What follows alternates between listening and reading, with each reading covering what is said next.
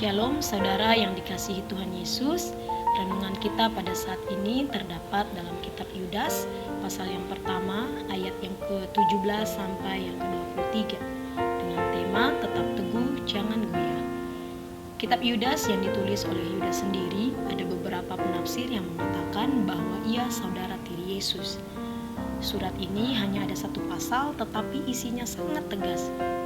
Isi surat yang ia tulis adalah untuk menentang para guru palsu yang terang-terangan mengajarkan bahwa keselamatan melalui kasih karunia mengizinkan mereka untuk berdosa tanpa dijatuhi hukuman, dan menghina pernyataan para rasul tentang pribadi Yesus.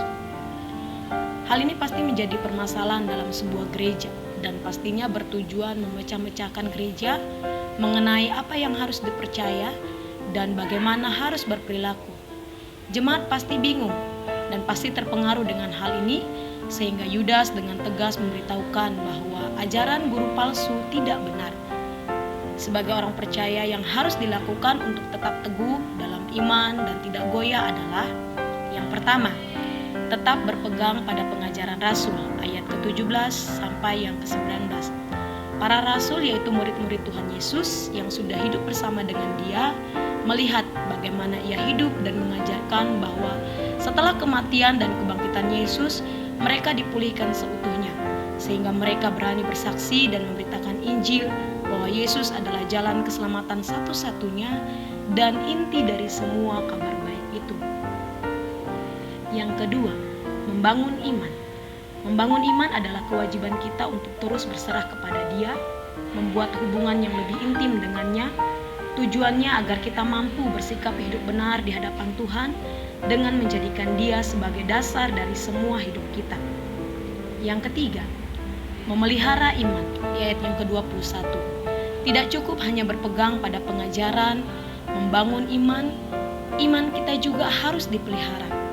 Hal ini yang kadangkala membuat orang menyerah atau meninggalkan Tuhan karena tidak mampu memelihara imannya kepada Tuhan Yesus Kristus.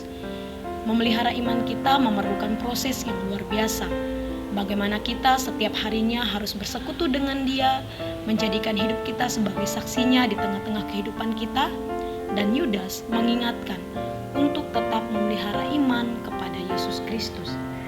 Dan yang keempat, berbelas kasihan kepada yang ragu-ragu di ayat yang ke-22 sampai 23. Kehidupan kita sebagai orang percaya tidak hanya berpusat kepada diri kita dan Tuhan saja, tetapi ada orang-orang yang ada di sekitar kita yang juga harus dikuatkan.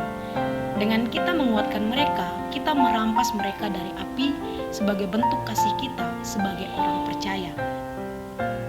Saudara, berpegang pada pengajaran para rasul tentang Injil, membangun iman, memelihara iman, dalam proses kita menantikan kedatangannya, serta menunjukkan belas kasihan kita kepada saudara seiman, bukanlah perkara yang gampang untuk dilakukan.